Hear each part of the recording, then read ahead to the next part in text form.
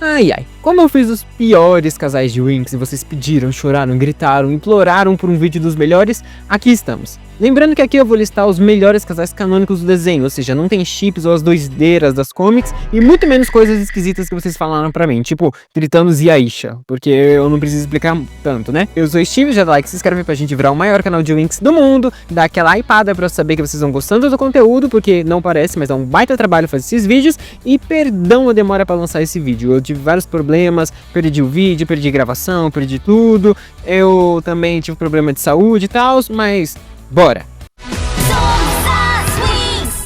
Começando aqui com ambos, Oritel e Marion, e Mike e Vanessa, os pais da Bloom.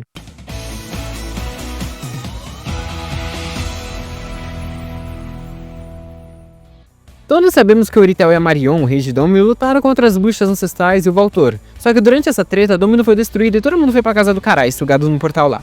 E pra ela não se separar do do marido dela, a Marion se transportou para dentro da espada do Oritel e ficou todos os anos seguintes nela, junto com ele.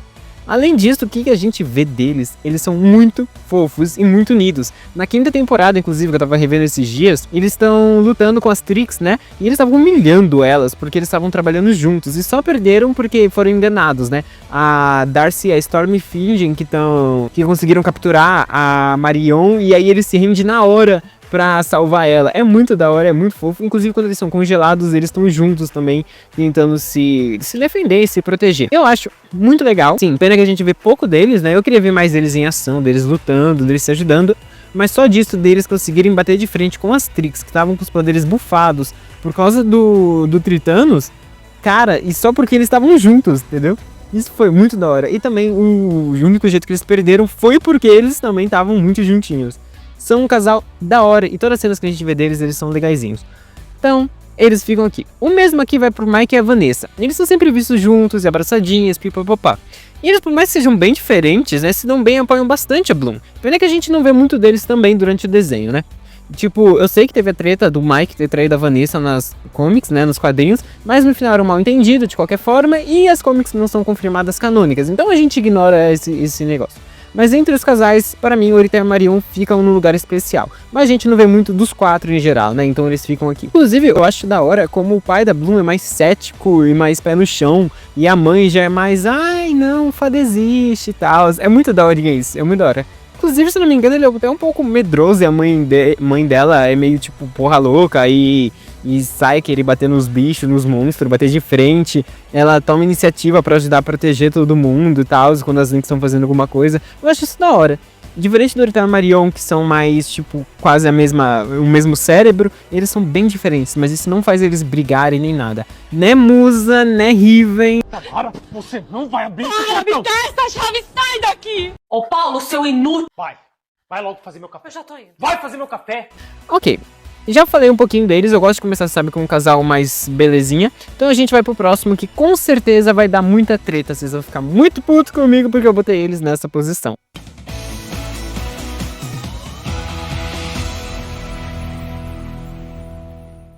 Ok, não me matem ainda. Calma que eu tenho meus motivos para botar eles aqui.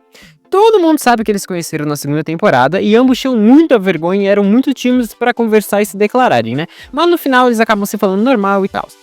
O legal desse casal é que a gente vê ele, né, começando do zero, né, as raízes dele surgindo e ele se apaixonando e eles virando um casalzinho e tal, e é muito bonitinho. O mais fofo, assim, é como eles demonstram que gostam do outro, né. A Flora sempre foi fofa e o Elia fazia poema, cartinha de amor e desenhava muito a Flora. Inclusive o Riven, na segunda temporada, que é quando ele é introduzido, né, ele fica... eu acho que o time tá falando alguma coisa de romance, né? Porque ele quer fazer alguma coisa pra Tecna.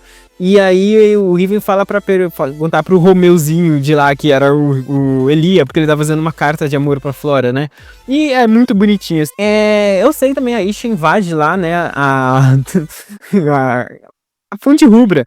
E aí ela vai lá ver se ele gosta e acha a carta de amor também. Um monte de coisinha, muito bonitinho eles. Eu gosto e eles evoluem bem. O problema começa a rolar na quinta temporada, porque rola aquele negócio da personalidade das Winx acabar indo, né, pro ralo, e elas começam a virar uma coisa completamente diferente. E é aqui que começa a dar a treta. Na quinta temporada, o Eli apresenta pra gente, pra Flora, a princesa Cristal, que é a princesa de Linféia, né, o planeta lá da Flora. Inclusive, uma curiosidade, nos quadrinhos fala que o Elia também é de Linféia, igual ela. O que acaba não fazendo tanto sentido com o que eu vou falar que acontece aqui em sequência, né? Mas tá bom. Ele apresenta a Flora pra Cristal, mas apresenta ela como amiga. Flora como amiga e não como namorada. Sendo que eles já estão juntos há anos já, né? Desde a segunda temporada. Se eu contar que cada temporada é mais ou menos um ano, né? Segunda, terceira, quarta, quinta... É uns 4 anos, né? Eu não sei matemática básica, eu sou youtuber. Mas é mais ou menos isso mesmo. Depois disso, a Flora começa a se sentir pra baixo, né? Já que acha que não é tão legal que nem a básica da Cristal, que inclusive é bem sem graça. O cabelo dela é da hora, mas o resto, gente, é muito, muito sem graça. Mas a Cristal cura e não sei o que lá. Mas eu acho que a Flora também cura, né? A Flora é mais legal em qualquer sentido, né? De qualquer jeito. Mas a Cristal percebe que tava atrapalhando eles depois e se desculpa com a Flora, né? Mesmo ela não tendo feito nada de errado, né? Mas tá bom. Na sexta temporada tem mais problemas, né? A Flora começa a agir muito estranho com ele e aparentemente ele não manja nada de plantas e tal. É isso que eu falei que não faz sentido com o fato dele ser de Linféia, né? Mas como não é confirmado no desenho, né, canônico, a gente nunca sabe nada da história dele, né, basicamente. Só que ele é sobrinho do Saladin e que ele também tem poderes mágicos, né? Nessa temporada rola uma coisa muito esquisita, que a Flora pede pra ele molhar as plantas, né? Mas aí ele usa a mistura errada e a planta agarra ele e ataca ele. Ela vem e salva ele e dá uma bronca nele. Querida, mas tá bom, né? Nessa mesma temporada, também, ao mesmo tempo, tem um momento muito legal, muito incrível. Eu tenho uns shorts aqui no canal falando sobre, se vocês quiserem passar lá depois pra ver. Que a Ice, ela tá com o poder da Rainha do Gelo e ela sequestra ele e leva pro Legendário. E aí o episódio é basicamente a Flora saindo na mão com a Ice, tentando resgatar o Elia que tá congelado. E aí ela briga, ela taca raio na cara da Ice, é porradaria, gritaria, aí... Agora eu vou te quebrar minha porrada. Aí eu porra na cara dela. E aí... Quebra tudo e tal. E no final ela consegue salvar o Elia. Porém, o Elia fica com um pedaço de gelo no coração, né? Como dizia já a Ana do Frozen. E ele começa a agir muito esquisito. E ele começa a agir igual o Riven, na verdade, né? Ele vira um Rivenzinho doido. E aí a Ice vem de novo. Ela luta de novo com a Ice. Eu não me engano, não lembro quem que consegue curar isso dele, né, do coração dele, mas eu acho que é a própria Flora com poder da natureza. Mas é muito legal, muito da hora. É uma das poucas coisas da sexta temporada que são legais mesmo, mas é bonitinho, é bonitinho. Eu rushei bastante essa história, né, explicando, mas dá pra ver como a Flora prova sua força quando o assunto é o Elia. Isso é muito da hora. Ela salva ele, ela se esforça para entender ele e ajudar ele, é muito da hora. Inclusive falam no fandom, né, por aí, principalmente no gringo, que eles são o casal mais maduro entre todos os casais de Winx. E eu concordo até. A Flora sempre foi a mãezona do grupo e o Elia, ele é meio... Não sei, a personalidade do Elia é ser asiático e quieto, né, então... Mas... eu acho da hora, eu acho isso da hora também. Ela é latina e ele é asiático. Então, né, isso antigamente, principalmente, era muito difícil ter essas coisas, principalmente em desenho animado, né? Na sétima temporada tem outro problema. Eu tô falando desses problemas, gente, mas é pra você entender por que eles ficaram nessa posição aqui na lista, né?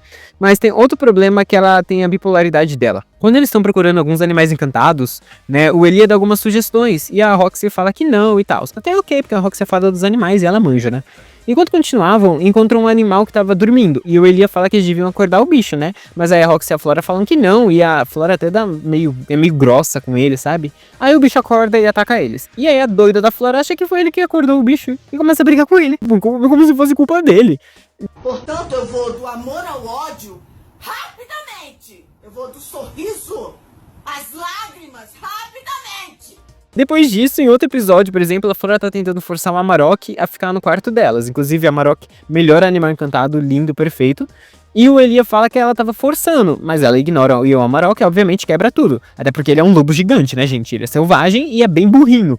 Então, né, óbvio que não ia dar certo. Mas ok. A Isha e a Flora tentam fazer, então, o Amarok e o Skunk fazerem amizade. Porque o Skunk tava morrendo de medo do Amarok. Porque o Amarok é um lobo gigantesco, né? E o Skunk é aquela coisinha esquisita, mas que é legal.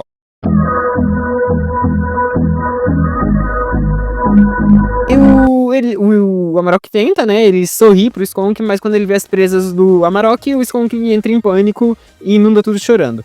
A Flora então briga com o Amarok também, como se fosse culpa dele. Tipo, nem a Isha fica brava com ele, mas a bonita fica. E o Elia foi e defendeu ele, né? E ela fica brava com o Elia também, pô, do nada.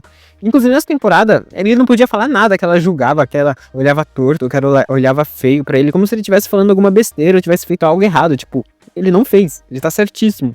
Mas beleza. Na 8ª temporada, o Riven volta e o Eli aconselha pra conseguir conquistar a musa de novo, ele devia deixá-la sem palavras, assim, surpresa. Então o Riven, durante um show, né, das Lynx, botou um holofote enorme ou algo assim com o rosto da musa, mas ela não gostou e simplesmente brigou com o Riven. E aí ele comenta com a Flora que ele só tentou ser romântico, né? O Riven só tentou ser romântico e a musa não entendeu.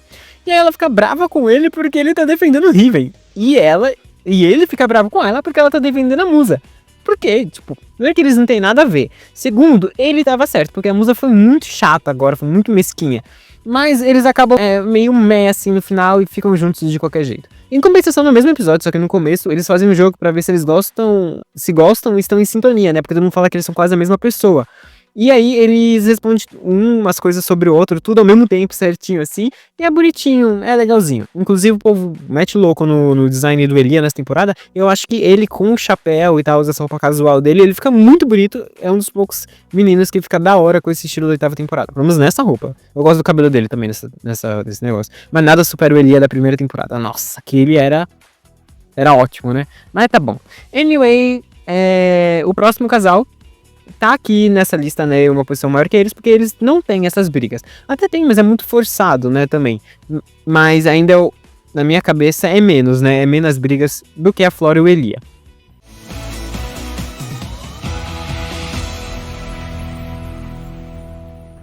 Ok, gente, muita gente vai ficar tipo, ai, mas o Brandon não tem a Estela, mas a Estela não sei o que lá.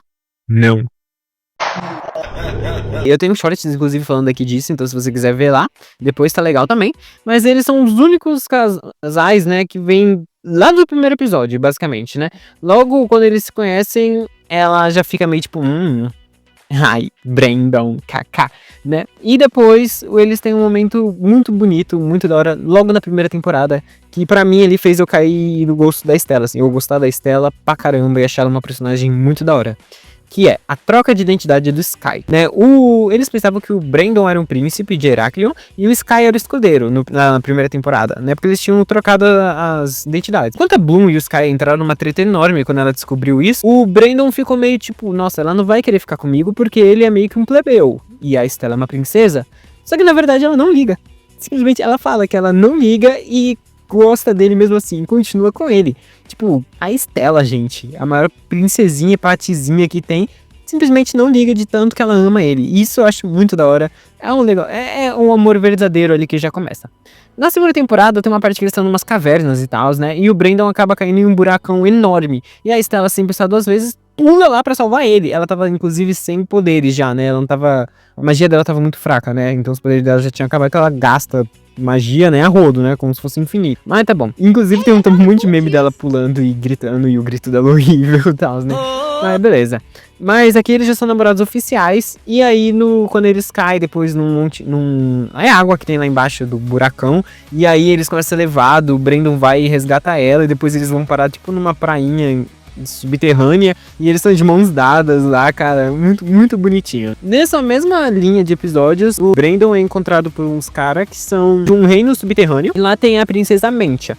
A princesa Mentia, ela quer casar com o Brandon de qualquer jeito, porque lá nesse reino deles, eles têm a cultura de que a princesa Mentia escolheu alguém, ela fica com essa pessoa, né? A princesa Mentia não, a princesa, no caso, né, escolhe alguém e fica com essa pessoa. E no caso a princesa era Mentia. E ele recusa de todo jeito, falando que o amor da vida dele é a Estela. Enquanto isso, a Estela tem que sair de lá, achar o sol pra recarregar e voltar. Ele quase se casa com ela, ela quase beija ele também várias vezes e tal, né? Ele inclusive quase morre porque não quer casar com ela, e eu acho que ela ameaça fazer alguma coisa com a Estela também, caso ele não case e tal. E aí ele aceita, mas tipo, ele ainda não quer. E é muito da hora como ele nega, sabe? Porque ele é totalmente fiel à Estela. Um dos bichinhos que encontrou ele gosta da princesa Mentia, e aí depois a Amori, a Pixie lá do amor, né? Ela consegue fazer um negócio de amor lá e fazer a princesa Mentia se apaixonar pelo cara que gosta dela. E aí eles ficam juntos. Inclusive, nessa mesma temporada tem o jogo do flerte, que é onde falam que eles se traem. Porém, não foi bem assim. Aí eles falam abertamente, inclusive vários episódios. Eu esqueci os episódios, gente. Acho que é lá pro 17, não sei. Mas é um jogo que quem consegue flertar, assim, tipo, dar em cima. Então, o Brandon no começo do episódio é visto com algumas bruxas. E ele, inclusive, dá em cima da Storm, que tá disfarçada. E aí depois a Stella, ela faz a mesma coisa, só que na frente do Brandon com os especialistas. E aí ele fala que ele flertou com não sei quantas bruxas fadas, e ela depois fala quantos especialistas também, e ela acaba ganhando, inclusive. Mas, gente, pra mim é estranho, é um negócio estranho. Eu vou admitir, é estranho. Mas é como um casal, tipo, eles se gostam tanto, eles se amam tanto, que tem 100% de confiança de fazer um jogo desse, que eles sabem que nenhum dos dois vai chegar a realmente fazer alguma coisa ou trair um outro. Entendeu? É uma confiança mútua enorme que tem ali pra uma coisa dessas acontecer. E eu acho isso da hora também. Eu acho isso um sinal positivo de como eles se gostam, entendeu? Vocês estão vendo como normalmente é só coisa boa, né, que rola entre eles. Então, por isso que eles estão tão alto nessa lista. Na terceira temporada, eles têm outro momento lindo também. A Stella é transformada em um monstro, e aí ela não quer aparecer pro Brandon, porque ela acha que ele não vai gostar dela, não vai querer ela e tal. A Flora faz um feitiço pra ele enxergar ela como uma estrela normal, e depois ela descobre que ele passou o tempo inteiro com ela, protegendo, ajudando ela e tal. Vendo o monstro, o feitiço nunca funcionou. E ele simplesmente ignorou, tipo, ele viu o monstro, falou, eu sei que essa é a minha Stella, e não comentou nada pra não deixar ela mal, não deixar ela triste, só foi fingindo. E tipo, foi seguindo e tratando ela do mesmo jeito que sempre. Gente, pra vocês terem ideia, ele não liga pra aparência dela, sabendo que é a Stella dele, pra ele tá ótimo. Cara, isso é muito bonito, é muito da hora. Eu lembro que eu fiquei, ai meu Deus, que coisa linda. E olha que eu não sou muito fã de romance, gente. Esse casal vai se separar na força do Exu Mirim Pimenta. Na força do seu pimentinho, eu dou 21 dias pra separação desse casal. Porque Exu Mirim vai trabalhar, vai corrigir. Tô enterrando dentro de uma cova. Mas esses dois, cara, eles são uma meta de casal. Na quarta temporada, aí sim tem um problema. Eu não vou entrar naquela treta que todos os meninos ficam com inveja ciúmes das meninas com o povo da banda, porque aquilo é bem aleatório. Mas tem a vaca da Mitzi nessa temporada também. A Mitzi, ela vê o Brandon e ela quer o Brandon. Porque o Brandon é o melhor dos especialistas, vamos concordar. Não vem falar do Nabu aqui, porque o Nabu não é um especialista. Então ele não conta. Então é o Brandon que é o melhor. E aí ela começa a dar em cima e querer forçar alguma coisa com o Brandon. Inclusive ela... Não sei se ela chega a roubar o beijo. Ela chega a dar um beijo, roubar um beijo nele, um beijo forçado, inclusive, nele. E a Stella vê e fica muito brava com ele e tal, né? Fica muito puta com ele. Mas, assim, no final é tudo a Mitzi fazendo besteira, fazendo merda, né? Tentando forçar um negócio ali. Ela fica com ciúmes e brava durante um tempo e eles, inclusive, terminam durante alguns episódios. Mas, mesmo assim, a Stella continua brigando com a Mitzi por ele e ele tentando se explicar. No final, eles voltam sem problemas e tal, mas... Foi só um empecilhozinho que entrou no meio aí. Mas beleza.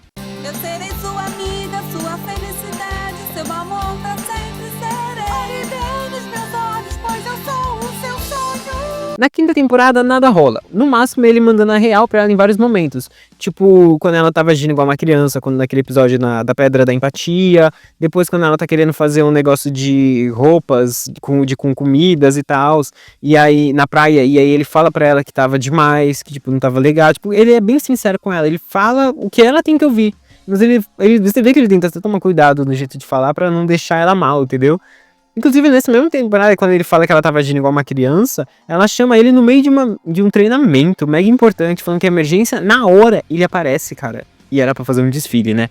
Mas eu acho isso muito da hora, muito bonitinho, entendeu? Daqui pra frente, eles ficam meio, tipo, alívio cômico, né? Então eles são um casalzinho, assim. Rola até uns murmurinhos, mas logo volta, não tem muita coisa. Mesmo pra sétima e oitava temporada também é só alívio cômico, né? Mesma coisa sexta, então não tem muito o que falar aqui. Mas, em geral, é um casal bem sólido. Eles brigam e tem problemas? Sim, claro. Mas isso não afeta eles tanto. Eles voltam sempre e se amam. Inclusive, eles são os que menos brigam, se eu não me engano, nos casais. Ah, não. O próximo briga menos. O próximo e o outro também. Inclusive, o próximo acho que nunca teve uma briga. O casal favorito, bem Delightful, bem Demure, Nat, Slay. Agora é a hora dos nerdolas brilharem. Ou seja, 90% de vocês que assistem esse vídeo.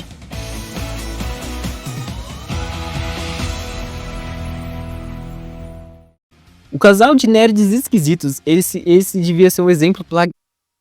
Nossa, gente, fui zoar vocês e agora eu não consigo falar, me tacaram praga. O casal de nerds esquisitos devia ser um exemplo pra galera. Um dos casais mais sólidos do desenho. Provavelmente porque o time é pau mandado da Tecna. Sim, pode ser. O Brandon também é, da Stella, né? Mas bora rever o que eles têm de tão legal. Primeira temporada, a Tecna fica literalmente esse áudio da Ebony. O Ebony. Eu falo Ebony. É Ebony. Aí, vê. Desabafo do dia, meninas.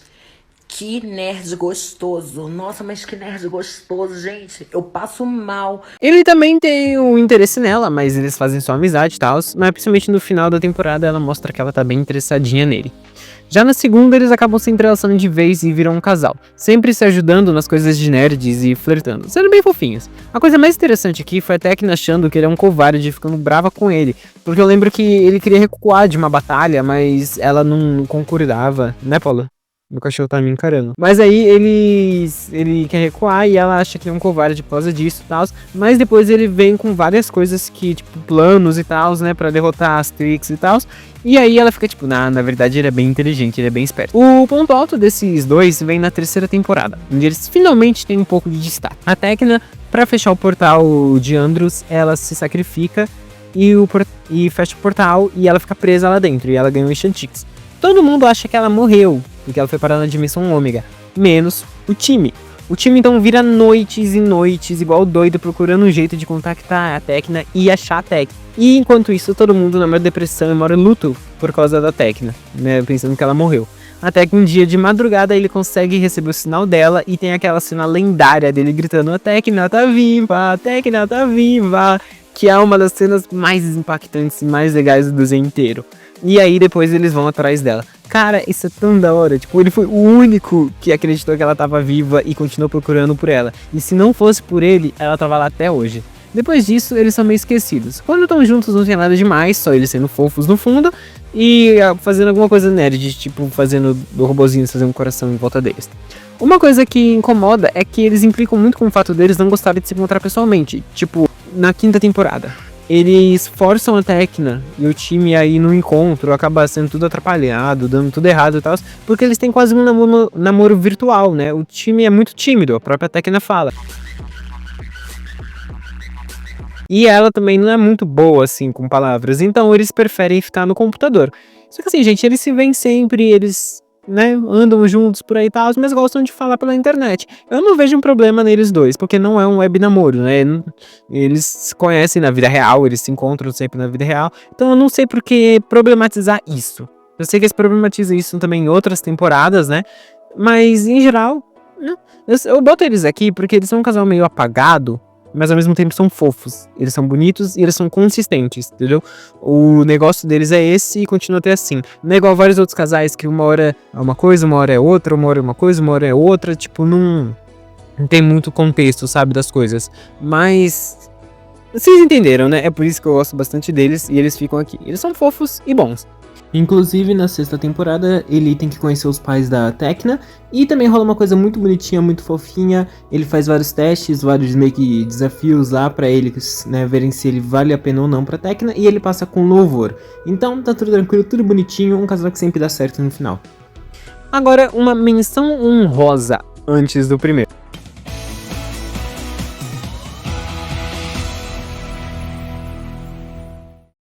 Queria falar aqui que Darcy e Riven é um casal que devia ter acontecido. Sim, o Riven, ele tinha um crush na Darcy, tá? Eu não posso dizer o mesmo da Darcy pra ele, aparentemente não. Mas eu queria muito uma coisa da hora que acontecesse, assim, de tipo assim, depois daquela primeira temporada, e eles ficam juntos e tal, né? Por exemplo, na quarta, as Trix não aparecem, né? E lá eles brigam, o Riven e a Musa. E aí ele termina com a Musa, e na quinta temporada, quando as Trix voltam, ele fica com a Darcy. Entendeu? E eles começam a planejar umas coisinhas em paralelo com Tritanos e Ice. Tipo, ele vai pros vilões, por exemplo. E aí a Storm fica no meio. E eles ficam tipo, não, Storm, vem pro nosso lado. E a Tritanos e Ice, não, vem pro nosso. E faz aquele negócio estranho de tipo, Ice e Tritanos se amando. E as outras duas só olhando, fazendo comentários sarcásticos. Que eu achei muito engraçado, desculpa. Eu tô revendo essa temporada quinta e é muito engraçado. Então, pra mim, eles deviam ter ficado juntos. Eles combinam muito. Os dois são ruins, os dois são trapaceiros, os dois são pessoas horríveis. E não sei, os dois se merecem, gente. Desculpa, eles iam dar um casal ótimo de vilões. Mas beleza, vamos logo pro primeiro lugar.